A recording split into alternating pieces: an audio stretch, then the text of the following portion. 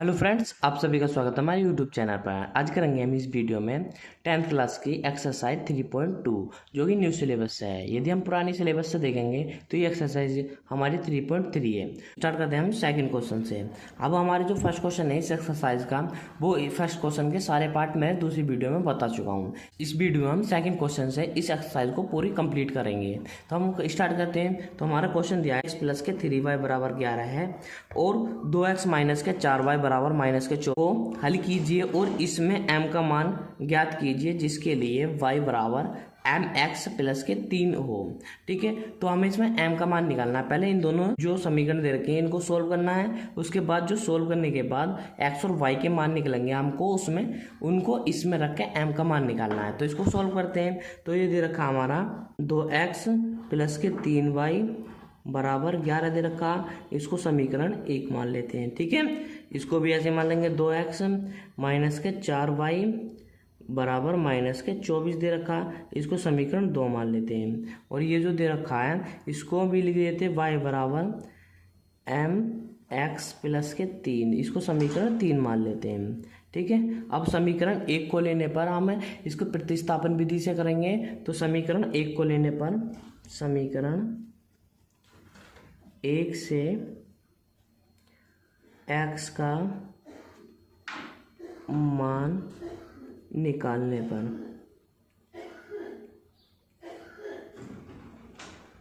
अब समीकरण 1 से x का मान निकालेंगे तो समीकरण हमारी 2x प्लस के 3y बराबर 11 है। अब हम जानते हैं x तो ये रहा, तो 2x को ऐसे लिखेंगे, ये जब इधर जाएगा तो ये माइनस का हो जाएगा, तो इसको बराबर को लिख देंगे 11। ये इधर जाएगा तो माइनस का हो जाएगा, क्योंकि प्लस का तो माइनस के 3y और ये मल्टीप्लाई में तो डिवाइड में जाएगा क्योंकि हमें x का मान निकालना है। ठीक है, तो यहाँ लिख देंगे x बराबर 11 माइनस के 3y बटे 2। अब हमारा x का मान आ गया। ठीक है, x का मान हम समीकरण 2 में रख देंगे। यहाँ पर क्या लिख देंगे, तो x का मान समीकरण 2 में रखने पर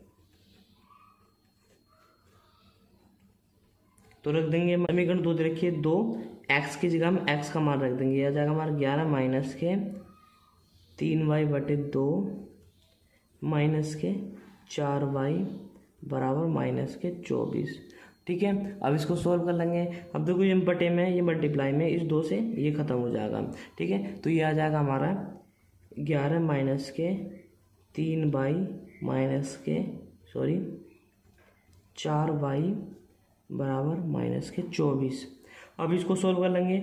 चरों को एक जगह ले जाएंगे और जो अचर हैं उनको एक जगह ले जाएंगे। अब ये चर कौन से होते हैं, चर होते हैं जिनके साथ हमारे और ये ए से लेके जेड तक कोई भी अल्फाबेट हो चर होता है वो, और जो बिना एक्स वाई जेड के होता है अल्फाबेट का होता है वो हमारे अचर है। ये भी अचर है, हमारा ए भी अचर है। इनको एक जगह ले जाएंगे और इनको एक जगह लेंगे। अब इसको यहाँ पे कर लेते हैं, माइनस के 3y और माइनस के 4y हो जाएगा माइनस के 7y।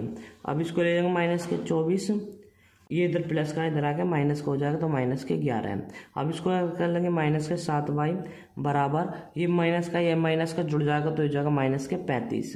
ठीक है, ये मल्टीप्लाई में तो डिवाइड में जाएगा तो y बराबर हो जाएगा माइनस के 35 बटे माइनस के 7। 7 से 35 कट जाएगा, माइनस माइनस 5 से 35 कट जाएगा 5 बार, y बराबर आ जाएगा हमारा 5।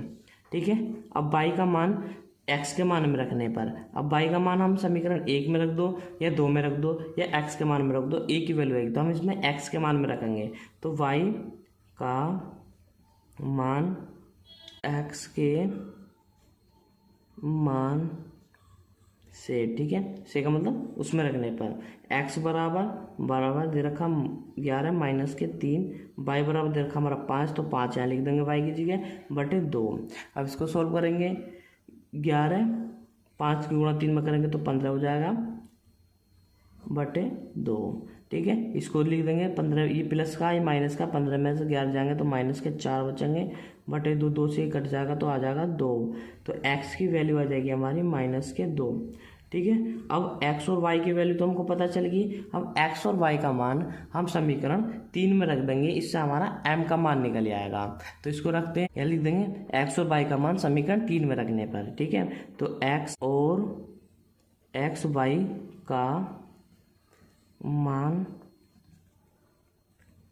समीकरण 3 में रखने पर,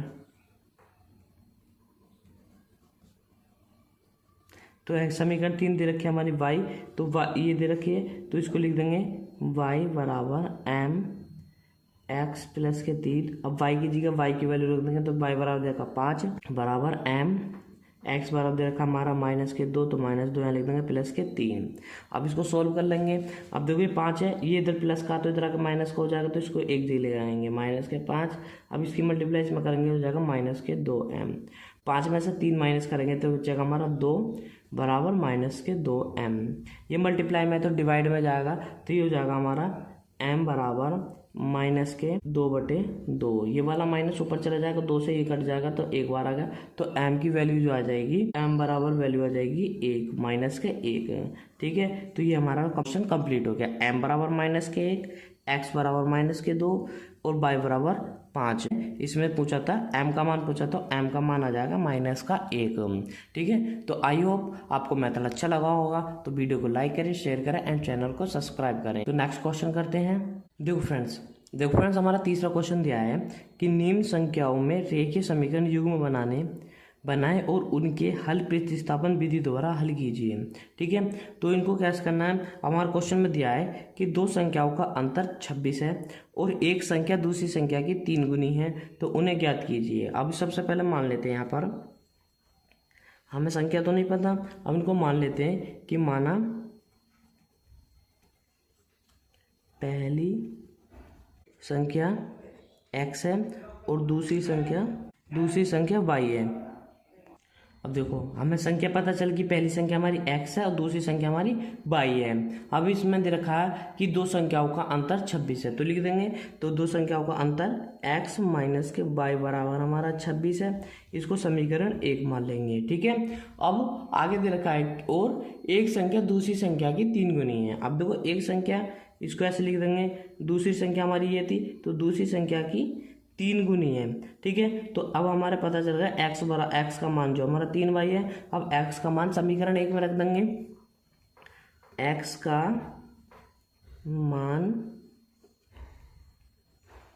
समीकरण 1 से, ठीक है, 1 में रख देंगे। अब हमारा यहाँ पे दे रखा x बराबर 3y, तो 3y हम यहाँ पे लिख देंगे, माइनस दे रखा तो माइनस लगा देंगे, y लगा देंगे, बराबर यहाँ दे रखा हमारा 26, तो 26 लिख देंगे। हम इसको सोल्व कर लेंगे, ये प्लस का ये माइनस का, 3y में से y जाएगा, तो हमारा बचेगा 2y बराबर 26, तो 26 लिख देंगे। ये मल्टीप्लाई में तो डिवाइड में जाएगा, तो y बराबर हो जाएगा हमारा 26/2। 2 से 26 को काटेंगे तो हमारा 13 आ जाएगा, तो y की वैल्यू आ जाएगी हमारी, y बराबर आ जाएगा हमारा 13, y बराबर आ जाएगा 13, तो 13 लिख देंगे।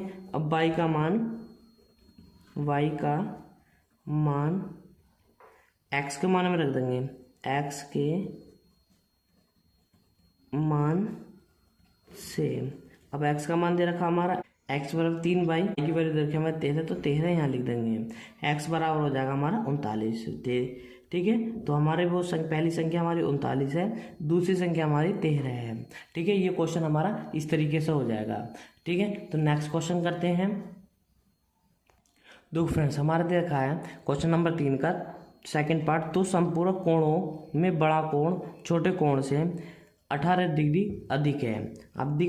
अब देखो हमें यहाँ पर कोण तो पता नहीं, अब ऐसे ही हम इसमें कोण मान लेंगे। ठीक है, तो इसको लिख लेंगे यहाँ पर,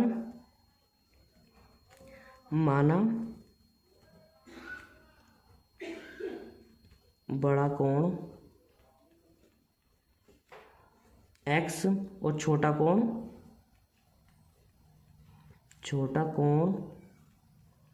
y को मान लेंगे। अब देखो यहाँ पे एक कंडीशन होती है, जो हमारे संपूरक कोण जो होता है वो दो कोणों का योग 180 होता है। ठीक है, तो वो हम मान लेंगे x प्लस के y बराबर 180। वो दो जो कोण होते हैं वो हमारे 180 होते हैं। संपूरक कोण जो होता है हमारा दो कोणों का योग जो होता है वो 180 होता है। अब यहाँ पर कंडीशन दे रखी है कि दो संपूरक कोणों में बड़ा कोण छोटे कोण से 18 डिग्री अधिक है। तो बड़ा कोण हमारा x है, तो x लिख देंगे।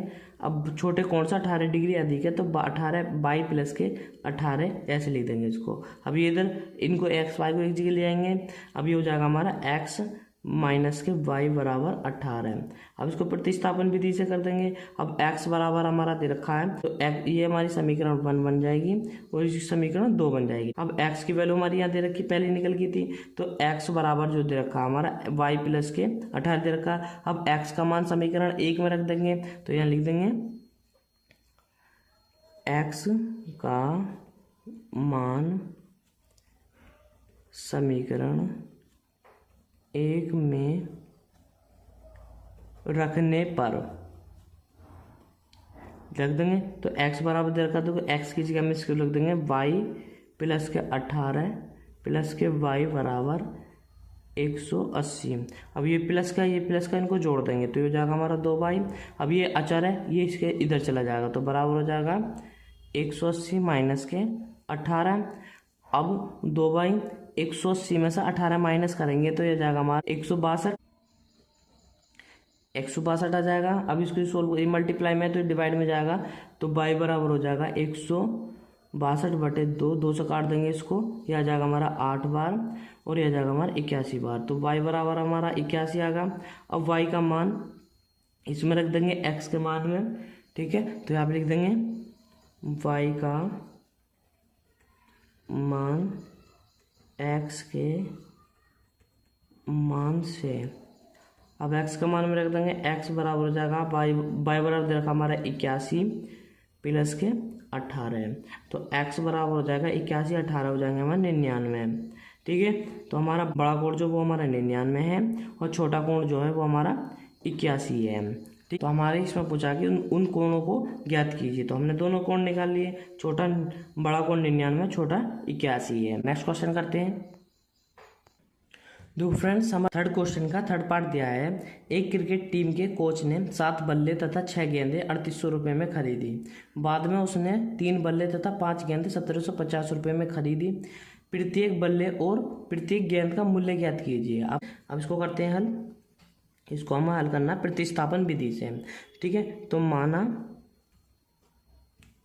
बल्ले x और गेंद को मान लेंगे